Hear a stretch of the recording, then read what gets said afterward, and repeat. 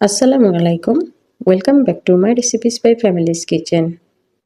দূরের ও কাছে যে যেখান থেকে আমার ভিডিওটি দেখছেন, আশা করি আপনারা সবাই ইনশাল্লাহ আল্লাহর রহমতে ভালো আছেন। লাউ দিয়ে ইলিশ রান্না একটি কমন রান্না, এটি সবাই পারেন। তো আমি আমার মতো করে রান্না করব এবং কিছু টিপস আপনাদের সাথে শেয়ার করব। তো ভিডিওটি পুরোটা দেখার আমন্ত্রণ রইল। আমি একটি ছোট কচি লাউ খোসাটা ফেলে ভালো করে ধুয়ে নিচ্ছি। এখানে একটি টিপস আপনাদেরকে বলে দিই, লাউ কাটার আগে ভালো করে ধুয়ে নেবেন। লাউ কাটার পরে যদি ধোয়া হয় তাহলে সে লাউয়ের ভিতর অনেক পানি ঢুকে যায়, তখন সে তরকারিটা খেতে ভালো লাগে না।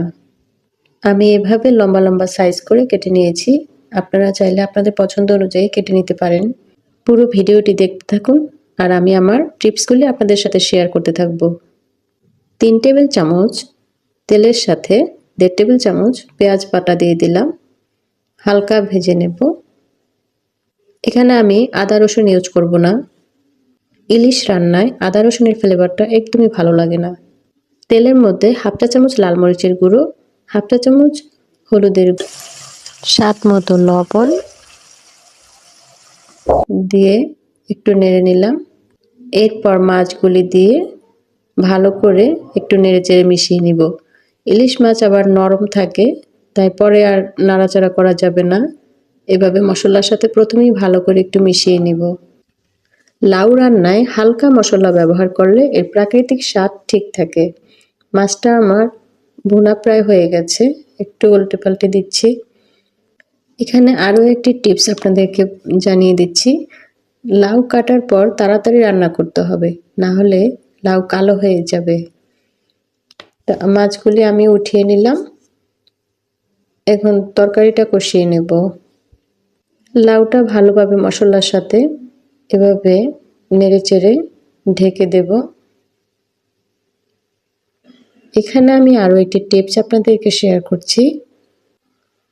লাউ ভালোভাবে সেদ্ধ করতে চুলার আঁচ মাঝারি রাখতে হবে এবং ঢেকে রান্না করতে হবে। আমার মতো এভাবে আপনারা ফলো করে যদি লাউ দিয়ে ইলিশ এভাবে রান্না করেন তাহলে দেখবেন কালারটা কত সুন্দর আসে, লাউয়ের আসল স্বাদ পেয়ে যাবেন। তো আমি ঢেকে দিলাম 10 মিনিটের জন্য। এর মধ্যে একবার এভাবে একটু নেড়ে দেব। আমি এখন কোনো পানি অ্যাড করিনি, কারণ লাউ থেকে কিছুটা পানি বের হবে। আমার ভিডিওটি যদি আপনাদের ভালো লাগে প্লিজ অবশ্যই একটি লাইক দিয়ে দেবেন। ভিডিও রিলেটেড প্রশ্ন থাকলে কমেন্ট সেকশনে জানাবেন। রান্নার সাথে সাথে এভাবে টিপস সহ রান্না পেতে চাইলে চ্যানেলটিকে অবশ্যই সাবস্ক্রাইব করে পাশে থাকবেন। লাউটা আমার 80% সিদ্ধ হয়ে গেছে। এখন আমি মাছটা দিয়ে পানি দিয়ে দেব। পানির পরিমাণটা আপনারা বুঝে দিবেন। লাউর সাথে বেশি পানি দিলে ভালো লাগে না খেতে।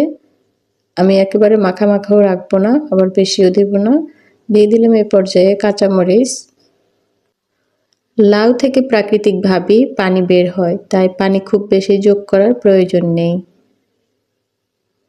লাউ রান্নায় আপনারা এই টিপসটিও ফলো করতে পারেন। লাউ দিয়ে ইলিশ রান্নাটা একদমই পারফেক্ট হয়ে গেছে। কালারটা দেখুন কত চমৎকার, খেতে অসাধারণ টেস্ট লেগেছে। আপনারাও আমার মতে এভাবে ট্রাই করবেন, আশা করি ইনশাল্লাহ লাউয়ের আসল স্বাদ পেয়ে যাবেন এবং অবশ্যই ভালো লাগবে। লাউ তরকারিটা ভাজি করলে অথবা তরকারি রান্না করলে যেভাবেই করুন সবভাবেই ভালো লাগে।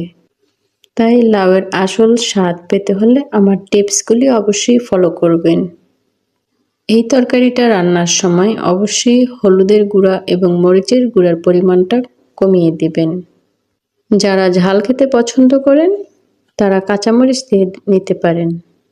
লাউ রান্নাটা কখনই চুলার আঁচ লো অথবা হাই হিটে রান্না করবেন না, পুরো রান্নাটা মাঝারি আঁচে রান্না করবেন। লাউ তরকারি দিয়ে ইলিশ রান্নাটা কেমন হলো জানিয়ে দিবেন কমেন্টে। আজকের মতো এখানেই বিদায় নিচ্ছি। সবাই ভালো থাকবেন, সুস্থ থাকবেন। আল্লাহ হাফেজ।